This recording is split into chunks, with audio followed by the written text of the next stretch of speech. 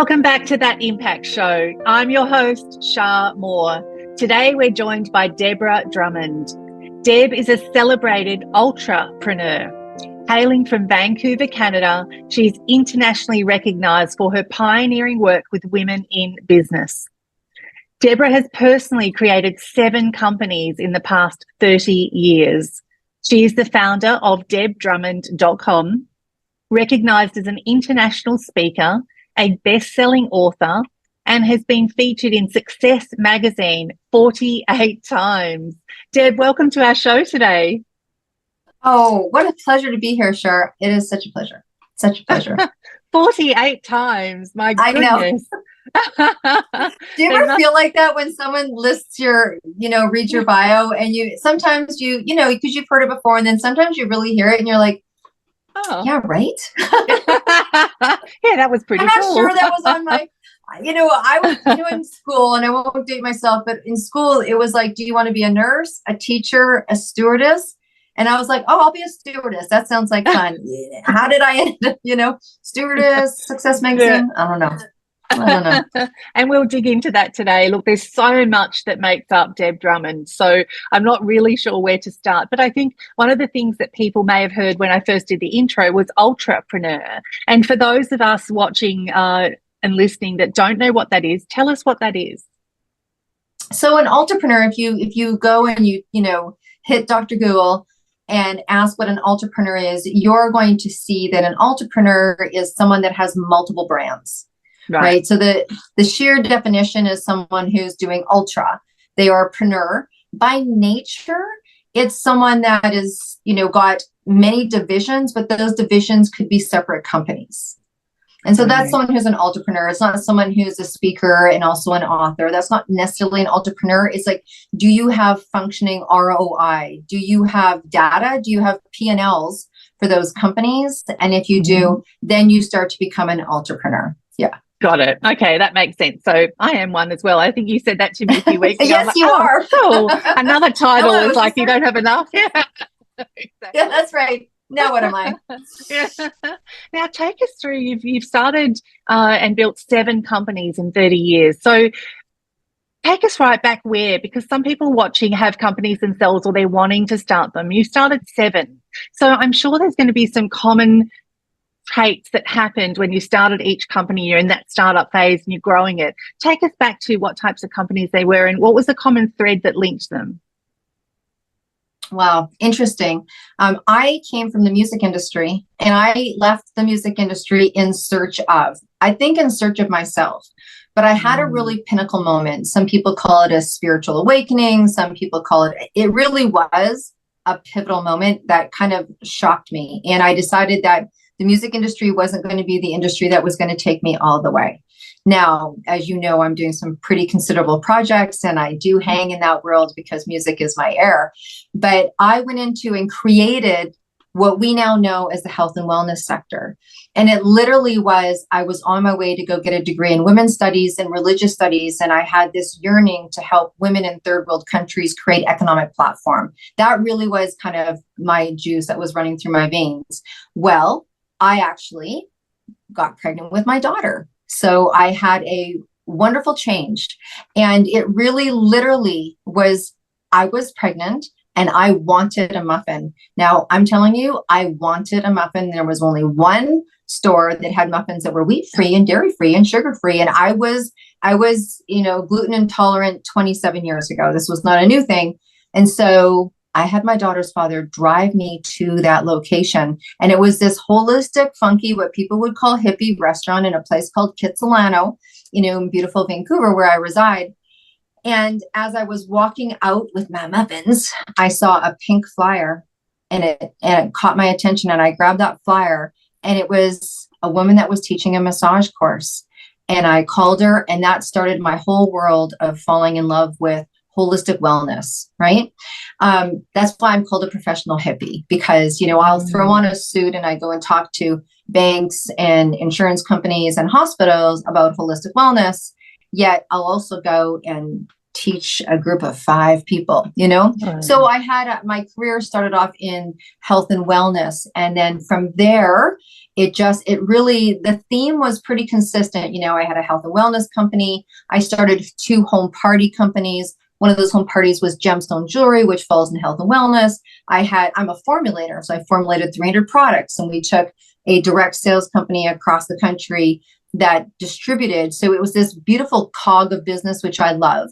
It was creating economic platform for predominantly women. Let's face it, it was home parties, and it was, 20 something years ago. And we were selling aromatherapy based all natural products way before the world thought that they needed, natural products. And so that company created that company, There was always a vein of what I call my dharma, and some people call it their passion, was being in service. And so economic platforms, creating platforms, really, I hang out in a large circle of people that are doing the same. So even my media company, as you know, it serves people that are entrepreneurs and entrepreneurs, and they want to go and serve others. So I think I'm a springboard. Love it. Love it. My gosh. Yeah. That's incredible, Deb. And I want to ask the question, why? Why do you do what you do? What's the impact you're really trying to create? This is the Impact 1 Million show, people. I have to ask you why. Why? You know what? I could tell you a little story. And that story is when I was about 2.5 years old, everyone in the neighborhood knew me. And my mom would get these calls. And we lived in this really big, character home, right? Like a heritage house. And I, at 2 years old, would hop my crib over to the window, pop it open, and go down 2 stairs on these tiny little verandas. Sometimes I would dig a hole under the fence. Like we literally had a white picket fence and a school fence, which was these big metal fences. And I would dig a hole underneath and I'd be down the street. I think I have always had a natural aptitude for going forward and exploring. I am truly a creative person. Like I love the creative process of building companies, but I'm also very creative in things that I do. I believe that my brain's kind of like a Rubik's Cube. Like I just see something. When I was younger, I used to say, if I could have a job of people just coming to me and me spending time with them, and I would be able to tell them what company, and I'd be like, okay, go do it. So I think that there's a natural aptitude for seeing reverse engineering and structuring and all those things that I do. Like that's my deal is top performance, right? I can top perform something very quickly. I find it a very satisfying creative experience. But truly why I do what I do, when I get up, I always say 2 things. One, one foot gets on the floor, for my children. And I'm a really big believer in generational wealth and legacy. And legacy can be, all sorts of things. It just doesn't have to be fiscal. And then the other thing is this natural drawn energy to serve, just to serve. I can't explain it. I didn't read a book and have it happen to me. It's just naturally within me.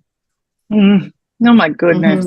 I love that. And I get it. Sometimes I don't know how to put it in words. And, we're working on this big impact project and this coffee table book and documentary and the whole 9 yards. And sometimes people will say, why are you actually doing this? And I feel like we're similar, Deb. Like we know there's some excellent people out there that are just flying under the radar, and it's because they haven't been able to find the right product or project to put their name to. And so we're creating them. We're both creatives, right? And it's finding those unicorns, because some people in my product wouldn't suit yours and vice versa. But then that's why we both need your book, my book, our projects, your summits, etc. And I just think about that 2-year-old that's burrowing a hole under a fence.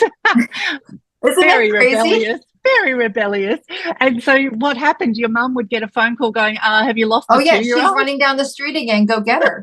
At one point, so this is, people probably thought my mother was so mean, but we had an apple tree and a cherry tree, and I'd be 2.5, 3 years old, and I'd be up the tree and they couldn't get me to come down. That was the problem. I was like, I didn't know how to get down. They didn't know how to get down. So it just got to the point where they grabbed a little dog harness. I mean, now you see kids around on these, and they just would let me run back and forth on the clothesline. I mean, I'm not always like that. I mean, I teach meditation and chanting and, deep breathing. Sorry, And I'm just picturing driving past the house with a 3-year-old running on the clock. Crazy. And you know what? I love to tell that. I love to tell, because sometimes people say to you, and I'm sure they say it to you too, do you ever rest? Do you ever stop? Do you ever this? You're always so busy. And I go, I'm not busy. I'm abundant. There's a difference. Exactly. And they're like, I'm like, this is let me tell you a story. They're like, oh, I get it. And, and we have our restoration, like, we do refuel in our own way, but this is refueling for me, right? Hearing someone else exactly as crazy as me, it's like, oh, my tank's topped up. I love that. And it's true, right? We can rest later once we expire on this planet. We've got lots of time for rest, but we're here to make an impact, and true impact makers are always going. Even when I'm swimming and I'm looking out at the ocean, we're at Thailand and on an island, and I'm thinking, right, a few hours I'm going to be in there, I'll still be processing and ruminating on our call from today and what we spoke about pre-show, and it happens. So tell us about Mission Accepted, the term itself. Friends listening, you need to listen to this. If you're driving, listen carefully. If you're not driving, listen even more carefully, because what Deb's going to tell you now around Mission Accepted, the name itself makes you go, what is going on? But now give us the depth behind it, because I absolutely loved it when I heard it. Well, and I took some time to really think about this, because I wanted to do a media company that really represented the internal process that someone goes through when they decide to make a decision. I could have had, cliff jumpers, and I could have had all sorts of things. And I was driving actually with someone who I trust explicitly my marketing with. And we've had many years of experiences, and they've built many sites for me and what have you. And I was describing what it is. I'm like, okay, let's go through my own mental thesaurus. What is it I want people to experience? What is it that I want them to come on? What is it I want to? And I said, what happens to me is, and I'm sure it happens to you as well, Shar, is that when you start to be brave, people come to you and they're like, how did you do it? And why did you do it? And where are you at? And what makes you this? And what makes you that? And all those questions, because people are hungry. People are hungry for confirmation of wanting to take that jump themselves. And so I thought, let's call the company Mission Accepted, because the truth is that's your first major play. When you accept the mission, and because the truth is, not everybody decides they want to be an entrepreneur. Not everybody, because sometimes it happens, your girlfriend talks you into it, your partner talks you into it, you have a crash, your company sales, there's a merger, you're out. You had a, what we call a financial spiritual awakening, and you've got to make some money, and you've got to make it quick. The market drops, the interest rates. There's many times people did not want the mission, but they accepted it. And it is what they do with that. It's what they do with that we talk about on the show. And it's why I said that, I have my book is specifically focused around highlighting, people that have taken that mission, but stayed on the mission. Like they stayed on the mission. What is it to stay on the mission? What is it to have one company and go build another? They're like, what's wrong with you? It's like having twins. What makes you think that that's a good idea? Right. And so there's a lot of humor, right? There's a lot of humor. People come in and listen to the show, and they're like, oh my gosh, I just need someone that's kind of living a little crazy like me, like a little cray cray. Where's my people? Where's my people? So it was just really creating a platform for people to share their mission, so that people can go see what they're doing. Like with you, it's like, look, you go people, let's platform you. But also I wanted a place where people like us could go and feel like we were together and learn and listen to how other people were doing it. So it kind of has this dual purpose, but I think that's really what we do. Like we take the mission, and that also gives us power to change the mission if we want to. Like, you may have had to take the mission, you may have chosen to take the mission, and then it's okay sometimes to end the mission. And what does that look like? Yes. Yeah, definitely. And change the mission, as you said. And I think that's, I think it's Jim Rohn that says, when people aren't happy, he says to them, well, move. You're not a tree. right? And I think Yes. that that's perfect. Just because you've fallen into that mission doesn't mean it's the mission forever. It could be the mission that leads you to another mission, which you and I have had with a number of companies, and I've had the same. You grow and evolve, and that's one thing I want to touch on, Deb. Like the world we're living in now, post pandemic, right? There's still a lot of people that, you know, the last few years the world got shaken. All the pieces have fallen, and now people are deciding, do they want to pick the pieces up they had before? Do they want to change jobs, move countries? We left home 3 months ago to work on the impact book, and you know, and we've taken a big risk, and you know, all the rest of it. And so we're putting our own piece of the puzzle back in a different spot, right? Because we don't want it the way it was, and we want to create this amazing product and film our documentary. And so what advice would you give to people, because you've been through so much in all this journey? You've come from the music industry, you know some exceptional people, you would have heard some wild stories. What's some insights you could give to people that might be sitting here listening to this and going, well, how do I find my mission? Does it find me? Do I find it? Do I talk to, like, what do they do? You know, there's a number of ways that I could answer that question. So I'm just going to go real deep and real intuitive. I was listening to a guru yesterday. She's one of the most incredible masters in Ayurveda. And if you don't know what Ayurveda, a lot of people know Ayurveda through Dr. Deepak Chopra. And Ayurveda is a form of medicine. I am an Ayurvedic practitioner, and she is years, you know, she's years beyond my wisdom. And so I called her, and she said, Deb, I called her I had a health situation going on, which I always call, and I'm like, okay, I need a little bit more advice on this. And she said, when it comes to, because it was about choosing food that was better for my constitution. And she said, Deb, you know what to do. Watch with your eyes. And what she meant by that, and how I want to answer that question, is that you will see it. And it was very true. When you watch with your eyes, when you walk down that grocery aisle, when you read that paper, when you watch the YouTubes, when you read the book, if you watch with your eyes and you ask the right question, ask the right question, and then let the question go. What's my purpose? Where do I need to go next? What's my next right move? Then watch, because you might hear something, you might see something, a book might come across your desk. You may be looking for that confirmation. Honestly, that confirmation may be something that comes in the mail. It may be a word that pops off on something, or you watch a movie and you've seen it 10 times, and for some reason you've never ever seen that piece of it. And so watch for what starts to talk to you. If you are in that place where you know you need to do something, but you don't know your next right move, then don't make it. Don't make it until you know. There's two things about being a successful entrepreneur. Jump in with no knowingness, and be really prepared. It is the most polar experience that you're probably going to have, because both sides of your mind, I always say, both goblins are talking. Don't do it. Absolutely do it. Be prepared. I don't have the money. Who cares? They didn't make money. Did you read that story? It's one of the most, polar opposites. Get super quiet. Get super quiet. And just watch with your eyes and ask the right questions. And the last thing I'll say, it's one of my top performance. I teach top performance. I tell people, do not go to your bank manager and ask questions about your marriage. Yeah. So if you are looking, right, we do it. We're like, I trust you financially. I'm going to say, hey, what about? So what I would say is that if you're looking to be an entrepreneur, don't ask somebody who's not one. But we don't do that. We ask our best friend about whether we should maybe date someone or get married to someone, and they're single. So nothing against your best friend, but go to the right people and ask the right questions. And here's how to find out if you're asking the right question. I'm teaching my son this. My son's launching a company, and he's on every call for the last 4 years. And he's like, oh, here she asks again. I was talking to someone about in PR yesterday, a new PR agency we might pick up. And so I asked all my questions, and they're like, anything else? And I said, you tell me, what questions did I not ask that I should have?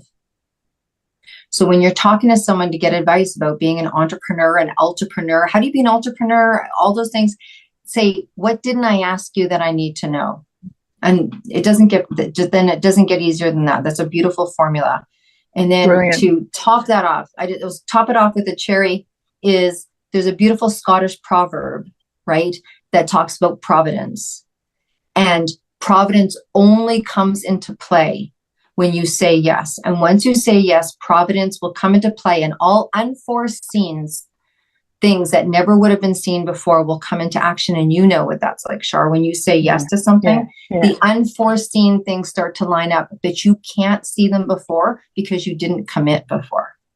I love that. Oh my gosh. There's so much wisdom in that, Deb. And we talk a lot about t-shirt moments on this podcast show. And I feel like we need to do a t-shirt that says, watch with your eyes, Deb Drummond. Like, that is brilliant. And I think it might be the name of the show, because that's so true. When we look at things, we know intuitively if it's good or not good, or we just know. And then we second guess and we doubt, and we let all the, limiting beliefs and the itty bitty shitty committee get involved. And, we just need to fire them. And I love, what question didn't I ask? So friends, I hope you wrote that one down, because I ask it in a different way, but I love the way you succinctly put that, and I'm going to definitely borrow that from you, because if we had all the answers, why would we be on the phone call in the first place, right?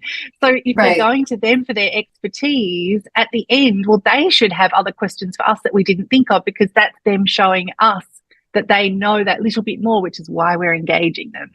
And I also think, the answer to a question, if you don't ask it, is always no. And I had a Hollywood producer on this show a few weeks ago, and, he's quite a big name in the industry. He's made a lot of famous movies that we've all watched. And he said, me being me, you'd think everyone would say yes to me as soon as I mentioned my name. He said, not at all. He said, but I ask anyway. And he said he cast Shar in a movie, for an animated movie. And it was the first one she'd ever done. And in the press conference after, the press asked Shar, why have you never done an animated movie before? And she said, because no one asked me. So that's the only reason. She was excellent at it, nailed it, but no one had ever asked her, so she'd never done one. And so what question, friends, if you're listening to this now, really listen to this, what question are you not asking? And you're wondering why things aren't moving for you. And it leads me into your summit, which I want to talk about, and your amazing book. And I want you to tell us about that. And, we're doing a documentary for that exact reason. 100 questions we're going to be asking. And then our clients are going to answer 100 different ways, right? Because when we ask better questions, we get amazing, diverse answers. So tell us about this amazing book that you're working on. I love it. Oh, well, it's very much in alignment of mission accepted, right? And for me, Shar, I've shared with you that after 31 years of being an entrepreneur and really leaning strong into trying to break that ground for women way back. I mean, honestly, there's so many stories I could talk about that. This is definitely a pinnacle gift back to my sisters. So it is a woman-based project. The summits are open to women and people that support women. But the book itself, it's 262 women entrepreneurs, creatives, entrepreneurs, media, rock legacy, and tell all. And that rock legacy is a big piece, because there isn't a woman I've met in the last 30 years that doesn't do their business for two reasons, one for them and one for their family, their community, the world. Like there's always a legacy piece within the beginnings of a company for most women. So there's this book, full cover spread. You just open it up and there she is talking about what's important to her from a story standpoint. What's her story? And then it's called Stand Up, Speak Up, and Show Up. And that's what they do on those pages with words. And then we have the summits that support that. So it's 262 women. And honestly, I couldn't have planned this. It's 22 summits. And the only reason it's 22 summits, which is 262, you'd think we put it together, is on the 8th day of every single month, starting March 2023 to March 2024, we do a summit of 13 women, one celebrity, and it is free world global access. Anyone can come. There's no fee. And it's you just get to hear this wisdom and all of these women sharing. And then of course, we're going to do an incredible book launch. I'm sure doing something similar on International Women's Day. And then we did a closing ceremony, the Mother's Day weekend, because it's such a big project, as you are doing as well. And then when I was doing my reverse engineering marketing strategy, I was like, there's 8 weeks. There's 8 weeks between these two. So now it goes to International Women's Day, a weekly summit. So 22 summits. And the whole mission behind this was quite divine. I think I shared with you, I had quite a message and it was quite loud. I couldn't ignore it. And it really is to have women be reminded that International Women's Day is not a Facebook posting day where you come together and fill your bucket and be aligned with other women. And the whole process and the reason why there's the length to the project is come and fill up on the 8th day, come and fill up, come and fill up. And remember that the 8th day of March is your day. So that's the whole mission behind it. Oh, mic drop. Love it. Oh my goodness. I love it. It's brilliant. It's visionary. It's relevant. It's timely. It's just mission accepted. I love it, Deb. It's brilliant. And look, if people want to find out more about the project, be involved or contact you, what's the best site to go to? You know what? It's so easy. It's my name. I made this very easy. It's debdrummond.com. They can just go to the contact and reach me. I'm deb@debdrummond.com. So either one of those, and I'm all over the social. I'm mostly Deborah Drummond on the world of social, but debdrummond.com. Just go into the contact, say hey. They'll find say you. Hey back. I love it, Deb. And as we wrap up our show today, I'd love you to finish this sentence for me. I wish more entrepreneurs knew. I wish more entrepreneurs knew that it's not as hard as you think. It's not as hard as you think. I love it. Entrepreneurship is a gift that not everybody has an opportunity. And I think if you are drawn to it, it is your God-given obligation to go out there and rattle some cages. Yeah. Accept the mission, my friends. Deb, thank you so much for your time today. I know how insanely busy you are. Really appreciate you giving up your time to talk to us today. Thank you. Oh my gosh, it's been such a blessing. Thank you.